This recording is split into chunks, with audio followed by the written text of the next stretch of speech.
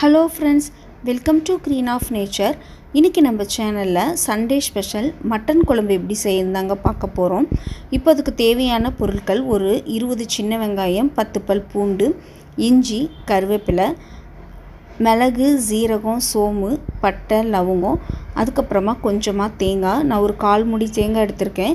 தேங்காய் நிறைய வச்சிங்கன்னா குழம்பு டேஸ்ட்டாக வராது, அதனால் ஒரு 1/4 மூடி தேங்காய் மட்டும் நம்ம எடுத்துக்கலாம். இப்போது இது எல்லாத்தையுமே நம்ம அரைச்சி எடுத்துக்கணுங்க.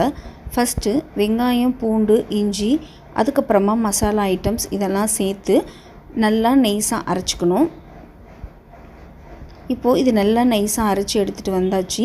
அதுக்கப்புறமா குக்கர் நல்லா சூடானதுக்கப்புறம் எண்ணெய் விட்டுக்கோங்க, தேவையான அளவு எண்ணெய். இப்போது இந்த எண்ணெய் சூடானதுக்கப்புறம் ஒரு கொத்து கருவேப்பிலை சேர்த்துட்டு நம்ம அரைச்ச மசாலாவையும் இதில் ஆட் பண்ணிக்கலாம். இப்போ இந்த அரைச்ச மசாலா சிம்மில் வச்சுட்டு நல்லா ப்ரௌன் கலர் வர வரைக்கும் நல்லா வதக்கி கொடுத்துட்டே இருங்க. இது நல்லா வதங்கி ப்ரௌன் ஷேடு வரணும். இப்போது இந்த மாதிரி எண்ணெய் பிரிஞ்சு மேலே ப்ரௌன் ஷேடு வந்ததுக்கப்புறம் தான் நம்ம ஒரு தக்காளி ஆட் பண்ணிக்கணும். இப்போது இந்த தக்காளி கொஞ்சம் வதங்கினா போதுங்க. ஒரு 5 நிமிஷம் வதங்கினதுக்கப்புறம் வேக வச்ச மட்டனை இதில் சேர்த்துக்கிறேன் நான். இப்போது நீங்கள் டைரெக்டாக கூட மட்டனை சேர்த்துக்கலாம். நான் ஏன் மட்டன் வேக வச்சு எடுத்திருக்கேன் அப்படின்னா, எங்கள் குக்கரில் 8 விசில் விட்டால் தான் மட்டன் வேகும். அதனால் நான் மட்டனில் உப்பு, மஞ்சத்தூள் 2 மட்டும் சேர்த்து ஒரு 6 விசில் விட்டு வேக வச்சு எடுத்திருக்கேன். இப்போ இந்த மட்டனையும் ஆட் பண்ணிக்கிறேன். நம்ம மசாலா ஐட்டம்லாம் ஆட் பண்ணிக்கலாங்க. 1 ஸ்பூன் மஞ்சத்தூள், 2 ஸ்பூன் மிளகாத்தூள், 2 ஸ்பூன் மல்லித்தூள், அதுக்கப்புறமா கறி மசால் ஒரு 3 ஸ்பூன் கறி மசால் தூள் ஆட் பண்ணிக்கலாம். இப்போது இது 4த்தையும் ஆட் பண்ணிவிட்டு நல்லா கிளறி விட்டுக்கோங்க. இது நல்லா சிம்முலேயே வச்சுட்டு நல்லா ப்ரௌன் ஷேடு வர வரைக்கும் ஒரு 10 நிமிஷம் மாட்டம் வதக்கிக்கிட்டே இருக்கணுங்க.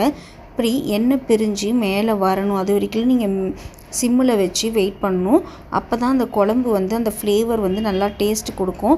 நீங்கள் உடனே பண்ணிட்டீங்கன்னா அந்த டேஸ்ட் வராது. இப்போ ப்ரௌன் ஷேடு வந்ததுக்கப்புறமா நம்ம மட்டன் வேக வச்ச தண்ணியை இதில் ஆட் பண்ணிக்கிட்டு அதுக்கப்புறமா நம்ம தனியாக அரைச்ச தேங்காவையும் இதில் ஆட் பண்ணிக்கலாம். இப்போ தேங்காவையும் ஆட் பண்ணிக்கிட்டு நல்லா ஒரு கிளறிட்டு உப்பு அளவெல்லாம் பார்த்து உப்பு செக் பண்ணி உப்பு போட்டுக்கலாம். அதுக்கப்புறமா குக்கரை மறுபடியும் ஒரு 3 விசில் விட்டு நம்ம வேக வச்சு எடுத்துக்கலாம். இப்போது 3 விசில் வந்துருச்சுங்க. இப்போ 3 விசில் வந்ததுக்கப்புறம் நம்ம ஓப்பன் பண்ணி பார்க்கலாம். இப்போ மட்டன் குழம்பு நமக்கு சூப்பராக தயாராகிடுச்சு.